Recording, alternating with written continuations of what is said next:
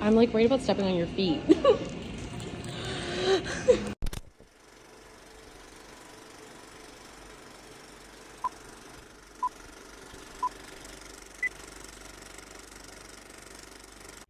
The Last Unicorn is a 1982 animated fantasy film based on the 1968 novel of the same title by Peter S. Spiegel. It follows the adventure of a unicorn that sets off from her forest to discover if she truly is the last of her kind. Along the way, she teams up with a less than capable wizard named Schmendrick and a woman named Molly Grew.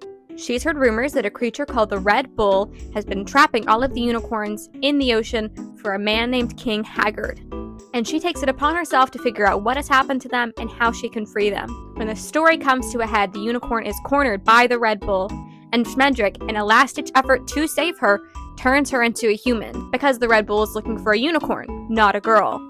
He introduces her to King Haggard as his niece Amalthea, and the three of them team up with the king's son Lear to bring the story to a close. This is a beautiful film that perfectly embodies the whimsy goth from the 90s vibe and the dark fantasy trend that has been taking over TikTok in the past couple of months. If that is somewhere in the range of your vibage, this might be the film for you. When Schmendrick turns the unicorn to the human girl Amalthea, she wears this beautiful purple dress that has haunted me ever since I was a child. I distinctly remember watching the film for the first time when I was very young. My siblings and I were at a daycare, and I remember craning over the bars into the infant area to watch it played on a screen for them. Why anyone thought that was suitable to show small children, I don't know. But we're here now. I plan on using this pattern to get the job done. It is my constant goal in life to look like a fairy princess, or in this case, a unicorn princess, and this is the perfect project to do that with. So this is my Amalthea build video. I've done it before, I'll say it again. My build videos are not tutorials, because I'm not good enough to make tutorials. But this is a documentation of my journey in creating this product, and if you can somehow find some way to follow along with me, and if this video is helpful to you, then by all means, use it as a tutorial. But good luck to you if you do, because I am, in every way, still a novice seamstress. So we're just gonna hold each other's hand while I make this project. We'll see how it turns out. Let's jump right into it. First things first, as with any project, you have to start by cutting out the pattern.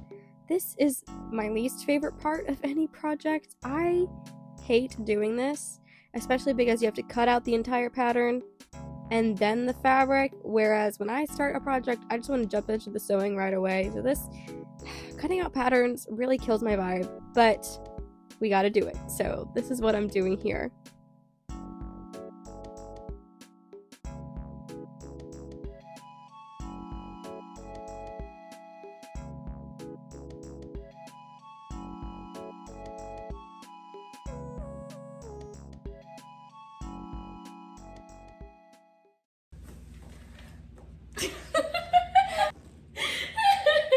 Whoa. That was crazy. You folded. Oh my god.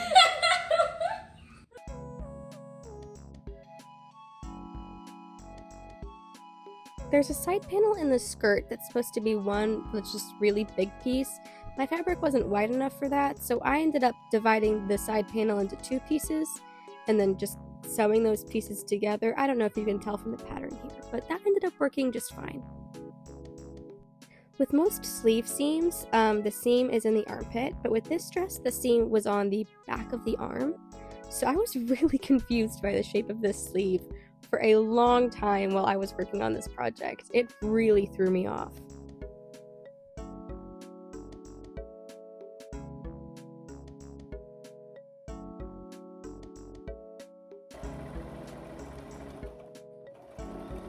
I'm doing French seams here, which basically means I sew the wrong sides of the fabric together, so this raw seam would be what was on the outside of the outfit, but then I flip it back over and I sew it right sides together. So this seam right here is going to be what's on the inside, and so that raw seam, as you'll see in a minute, is completely encased in a little tube. This is really helpful for fabrics that fray a lot, and it just makes everything look super neat. It means that there ends up being no raw edges at all, and I think that looks really nice. I don't know if I explained that well, but you'll see here in a second. Let's see, completely encased, Flip it inside out. There's some threads there. Those will be trimmed, but no raw edges at all. I love this technique. I think it looks really, really nice.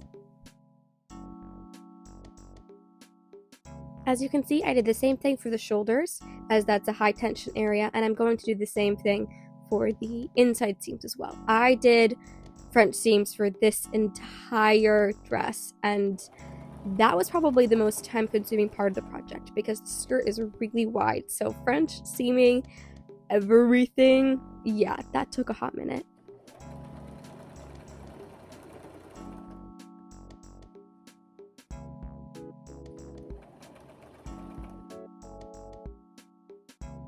It's really important for my progress that I try it on as I go, just to make sure everything fits. This is just the bulk of the outfit, the skirt, no side panels even added yet.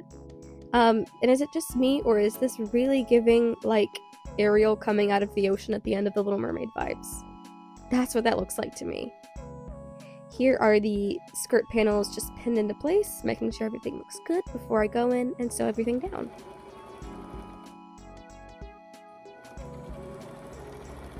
Here I'm just adding them in, and then I will French seam them in just a little bit. And once all the skirt panels were attached, I just took my scissors, trimmed everything up, made sure they were even.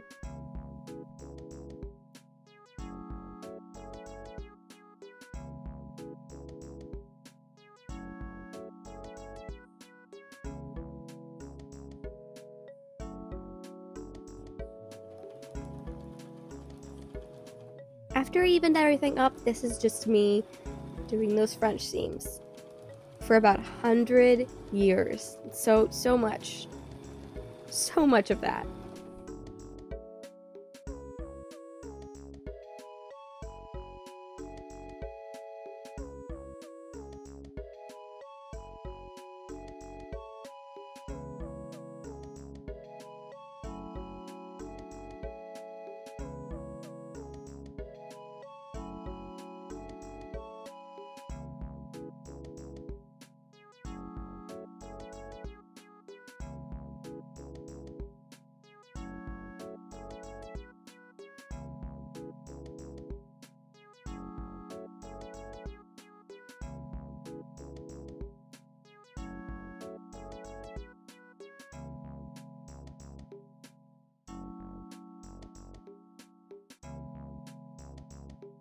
Another try on as we go. It was at this moment that I realized just how much skirt this dress had.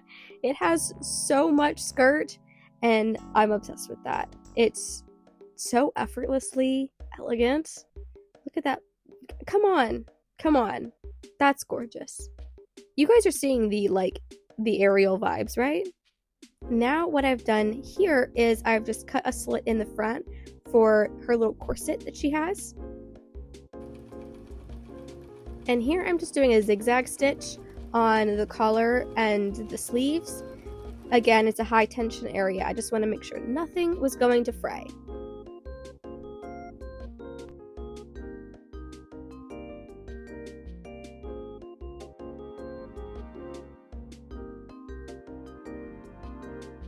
And here's me after I lost a game of Bob and Chicken.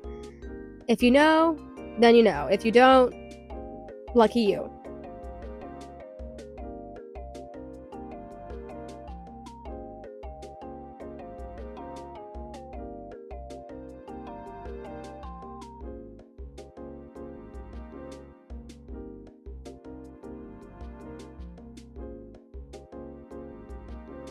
And here's that cutout for the corset again after I've added that zigzag stitch.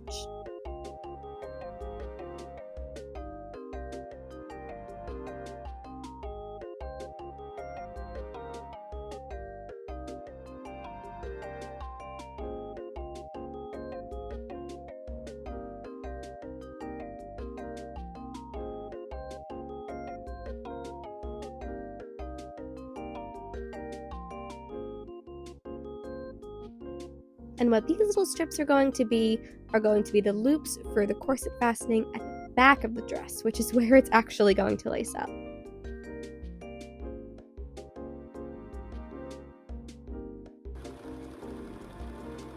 Here I'm just folding them over, sewing them in half, which makes them like little tubes, and then I flip the tubes inside, right side out, and then voila, little smaller tubes. You'll see in a second.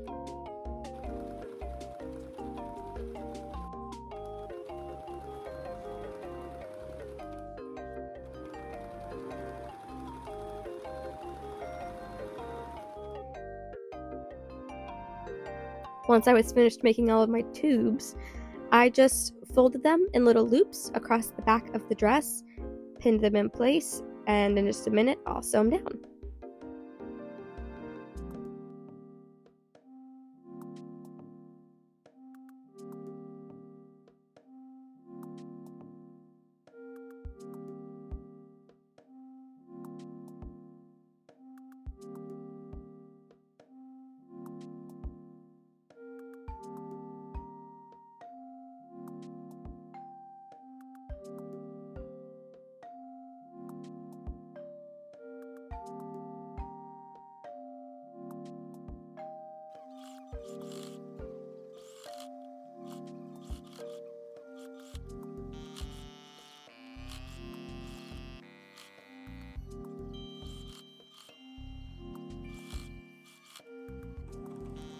I added another strip of fabric behind the loops as well. This is so I can flip it around and secure everything down even more. I can't verbally explain it well, but you'll see in a second what I mean. Yes, see here, I flipped it around back to the inside of the dress and I was able to secure it down again. This makes the corset really, really stable. Everything is secured in there really well because again, that's a high tension area.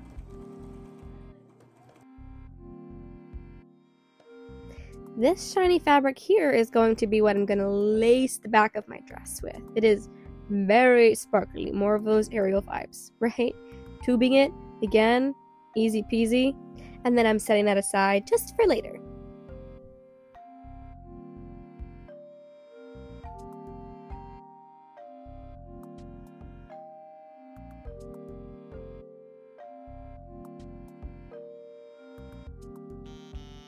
And now we're doing the sleeves. In the pattern instructions, it wants you to leave a slit at the bottom of the sleeves by the hand, which you can then secure with buttons because the sleeve is very, very narrow. But I have just incredibly skinny arms. My wrists are very small, and I didn't have to do that. I just skipped that part of the instructions. I was going to, but then when I was trying it on, I was like, I don't actually need to do that. So, no sleeve buttons for me. But I did a zigzag stitch to secure the sleeves instead of a French seam because I wanted to make sure I didn't use up too much of the fabric. I'd never made a sleeve of this exact shape before, and this worked out just fine.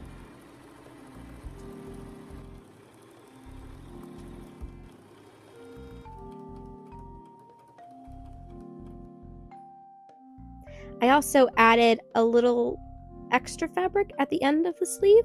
I wanted it to be just a little bigger than it was, and I kind of wanted it to come down over my hand in a way that you'll see in just a little bit. And that's the section I just ended up adding the lace onto later, which, again, you'll see. There's a little bit of the inside. It's fairly neat, all things considered, because this fabric liked to fray a lot, so I'm just glad I got it as neat as I did.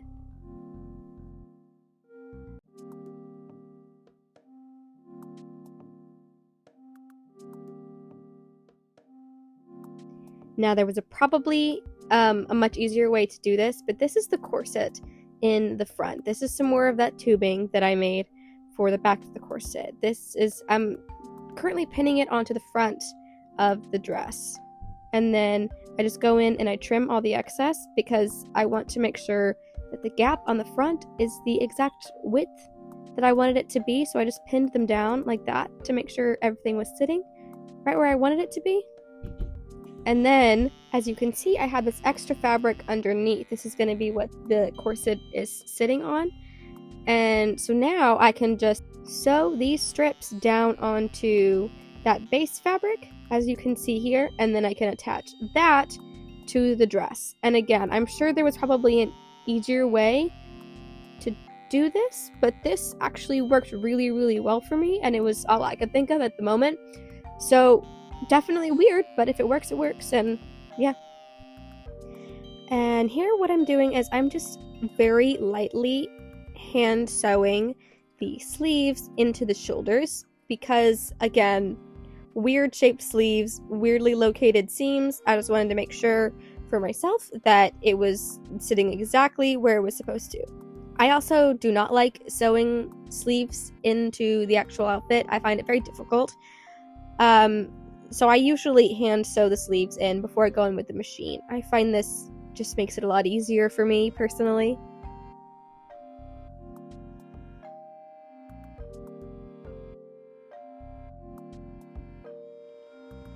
And now I'm just going in with the machine, securing that all down.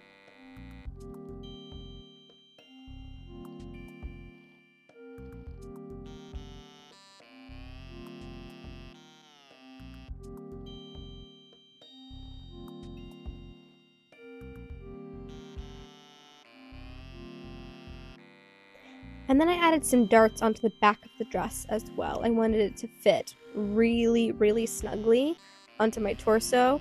And it was just a little bit tube-shaped, straight out of the pattern. So just a couple of darts, making it easy. I added a few on the shoulders as well, because I've got narrow shoulders. And that made it fit just perfectly. Here's a little more of that hand sewing. I'm hand sewing the corset panel into the front of the dress. Again, I find this easier than pinning, lightly securing it down, and then going in with the machine to make it all nice and secure. Easy peasy.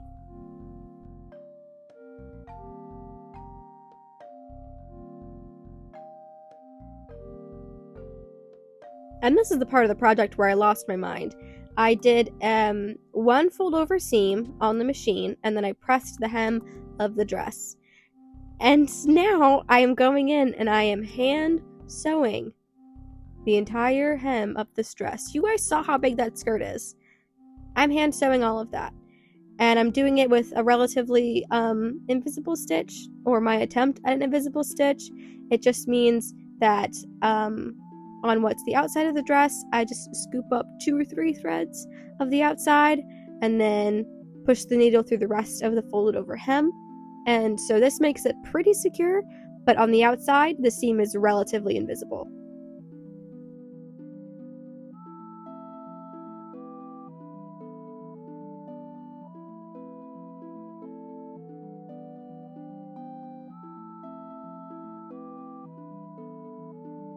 And yes, this did take absolutely forever. Truly.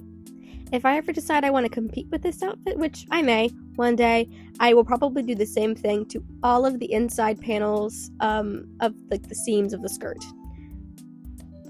Again, I'm a little crazy.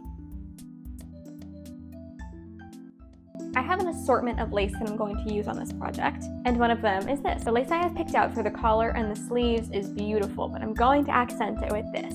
It's white currently, and that's okay for the collar, but it doesn't quite match up with the lace that's going to go on the wrists. So what I'm going to do really quickly is just use some acrylic paint and fabric medium. I'm going to dye it. Now I'm not looking for an extreme color shift in this lace. I don't even know how well it's going to take the fabric paint. I just need it to be just slightly less stark white.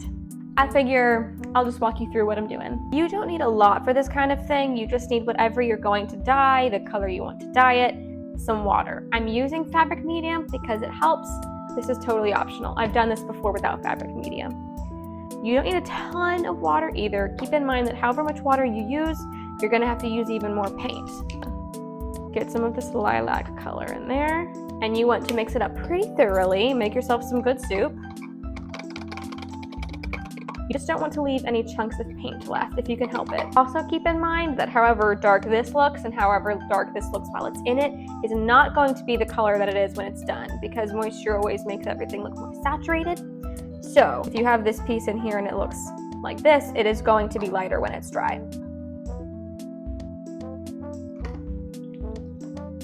Now we're just gonna pop over to the sink, rinse it out with cold water. And here's the difference between the two. This is the original, this is the one that I dyed. It's really, really subtle, which is what I was going for. I think that it'll match with that particular area of the costume really well. This method works really, really well on natural materials like cotton and linen. It's a little less effective on artificial materials like these, so bear that in mind if you give it a try, but I am very happy. This is exactly what I wanted. Now I'm hand sewing some lace onto the neckline of the dress. I have two different kinds of lace here, a purple one and the white one you saw from earlier. And here it is on the wrist. This is a different lace. This has flowers on it. And then this is the white lace specifically that I dyed. Because the white matched the lace on the neckline, but the white didn't quite match the flowers. So this is the one that I dyed, just to match a little bit better.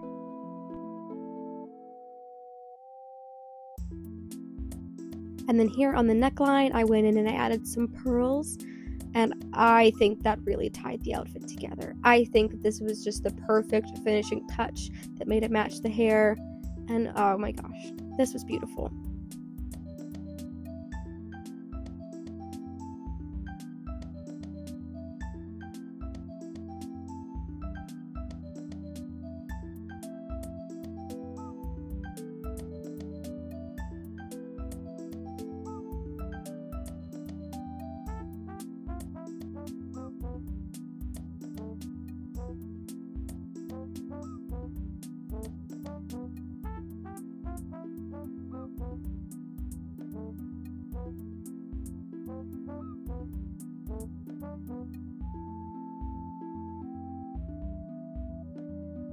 And yes, this also took forever.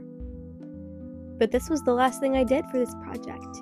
And now we can segue into the reveal.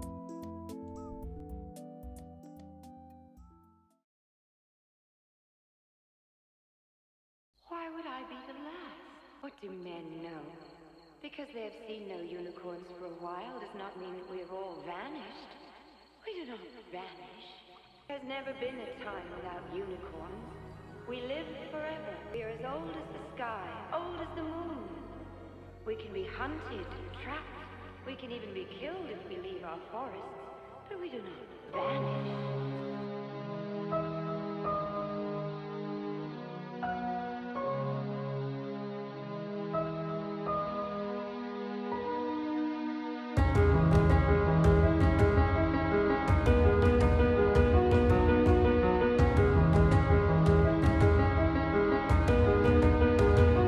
What have you done to me? I'm a unicorn. I'm a unicorn.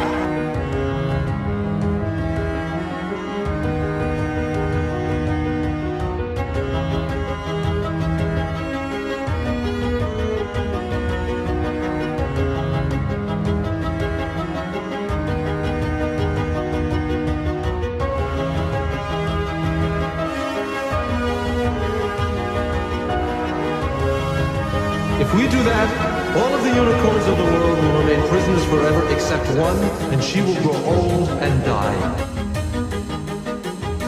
Everything dies. I want to die when you die. I'm no unicorn, no magical creature. I'm human, and I love you. Don't let it.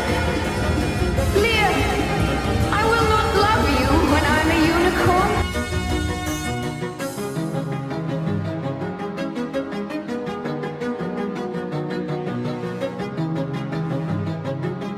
Who am I? Why am I here? What is it that I'm seeking in this strange place, day after day? I knew a moment ago, but I've forgotten.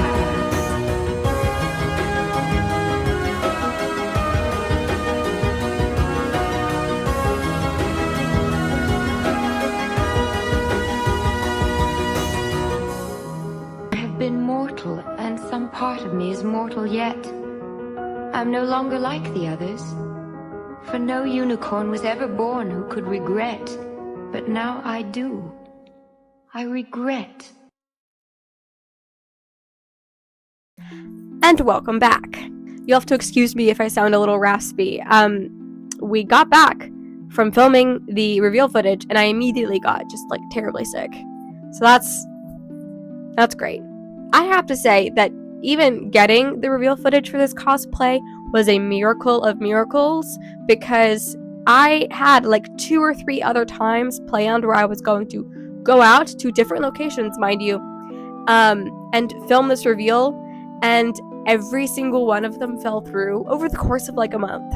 There was illness and family emergencies, which are obviously much more important, so I just put off and off and off and off getting this footage until finally, here we are.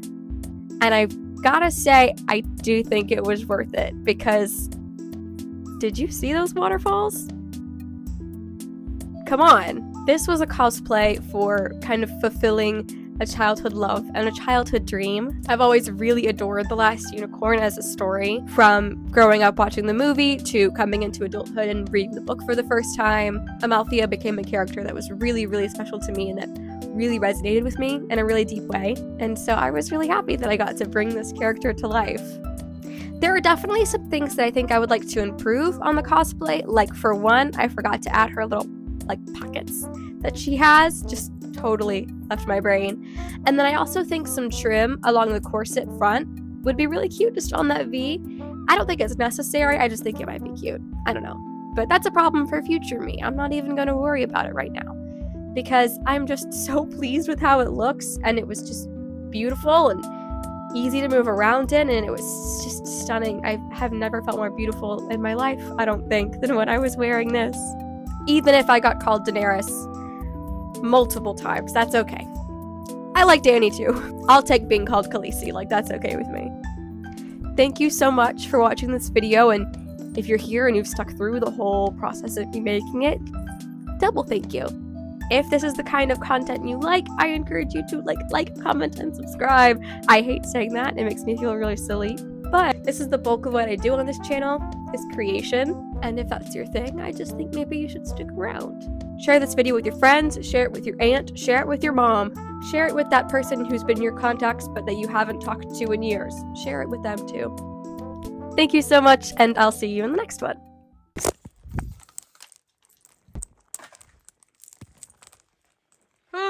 Well, if we only had more crime here, they wouldn't be able to close down the station. Yes, but there's never any crime in Moomin Valley. Unless we commit some, I guess. What? Let's go and fill Moomin Valley with crime. Come on!